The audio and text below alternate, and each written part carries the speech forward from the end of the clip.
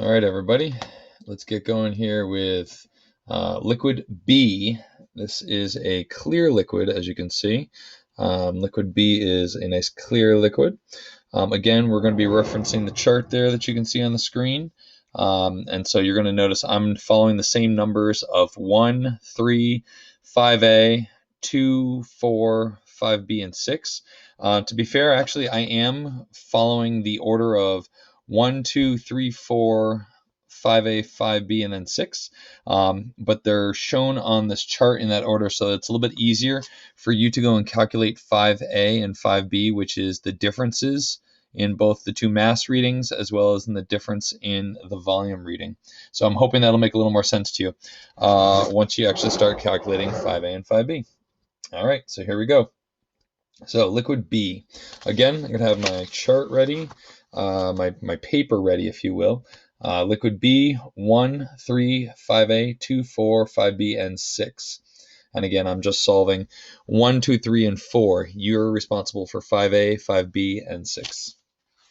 All right, so liquid B. All right.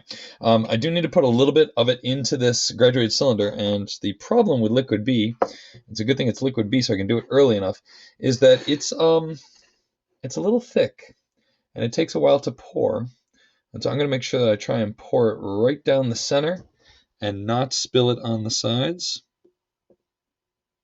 Again, like I said, I'm trying to pour enough in here so that I can get a reading. Again, I'm not pouring any on the sides. Slow down my pour here.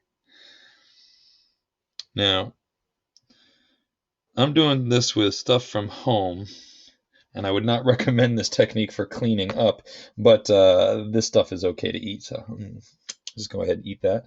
But now I've got all my liquid in there, and I'm going to put that on the scale, zero out my scale to make sure it's all set.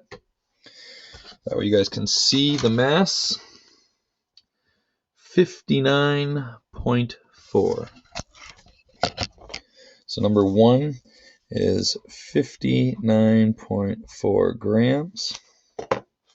And the volume of this, now, regretfully, I kind of poured it from a height, so there are some bubbles in there which will definitely mess up my volume.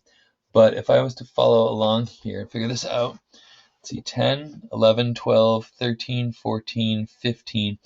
I'm going to say, because the meniscus is at 15, with all these bubbles, I have a feeling we're going to be closer to 14. So I'm going to do 14, maybe even 13 here. I really wish I had the time to go and do that, but unfortunately I don't. So I know that this reading is going to be ever so slightly off just because there's tons of bubbles in there, which is kind of messing with my volume. But I'm going to say that it's 14. Okay, so my number 2 is 14 milliliters. All right, I need to add a little bit more of this liquid, which is going to change both my volume and my mass. Again, don't hit the sides. Hitting the sides totally screws up your readings, because while the mass will be accurate, the volume will not, because you'll have some of this liquid stuck to the sides of your graduated cylinder. All right. Again, a little cleanup there. All right. My new mass for number 3, 76.7.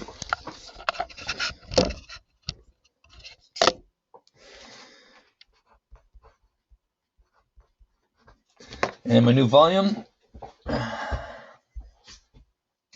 25, 26, 27, 28.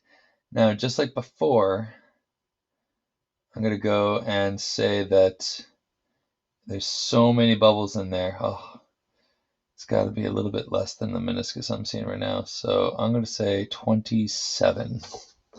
27 is my new ml, even though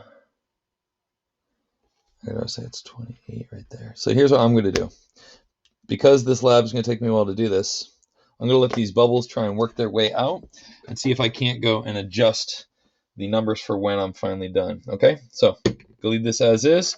So here's our numbers for liquid B: 59.4, 76.7, 14 mLs, and 27 mLs. So focus on the 27 for now. Okay, all right, there you go.